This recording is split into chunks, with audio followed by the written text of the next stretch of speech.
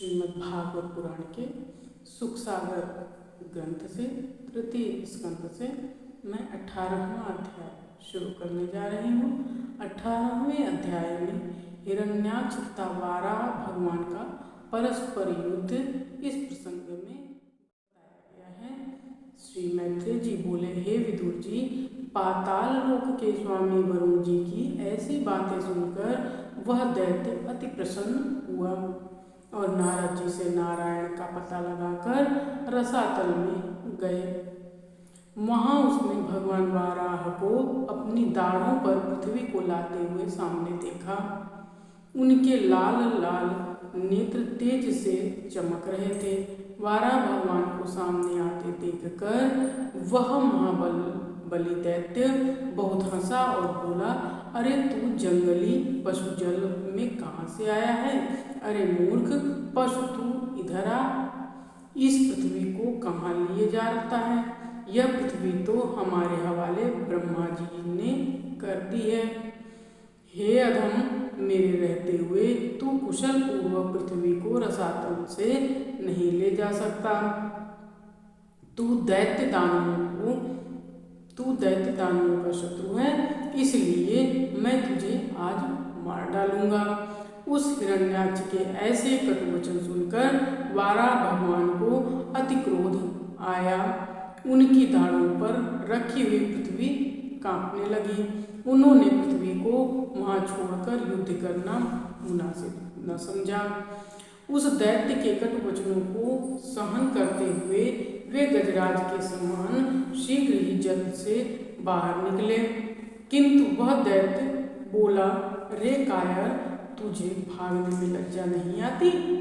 वाराह भगवान ने पृथ्वी को योग स्थान पर जल के ऊपर स्थापित करके उसे अपने आधार शक्ति प्रदान की। उस समय उस हिरण्याक्ष दैत्य के सम्मुख ही जगत पृथ्वी श्री ब्रह्मा जी ने भगवान वाराह की स्तुति की तथा देवताओं ने पुष्ट की, वृष्टि की तथा भगवान वाराह की स्तुति की तथा देवताओं ने पुष्पों की वृष्टि की। जब वाराह भगवान ब्रह्मा जी का यह कार्य समाप्त कर चुके, तब पीछे आते हुए उस दैत्य से मुड़कर बोले, अरे भाई, हम तो जंगली जीव हैं और तू ग्राम सिंह कुत्ता है। हम तुझ जैसे ग्राम सिंहों को ही खोजते फिरते हैं। अब तेरी मृत्यु तेरे सिर पर नाच रही है। हम तेरे सामने खड़े हैं, तू हम पर चोट कर तथा हमें मारकर अपने दैत्य दानवों का भला कर।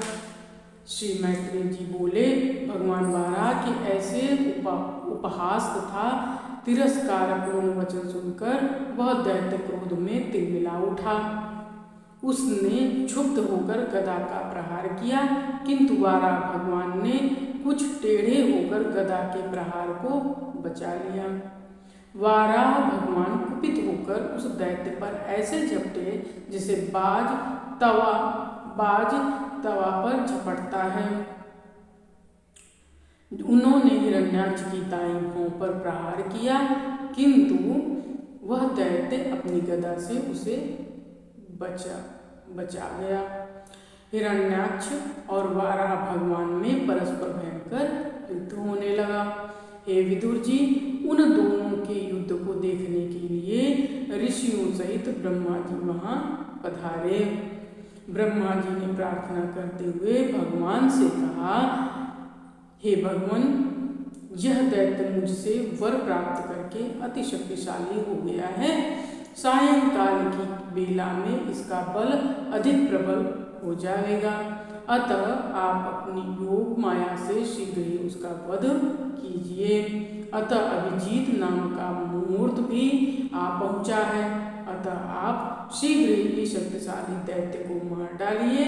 उसकी मृत्यु आपके ही द्वारा होनी है।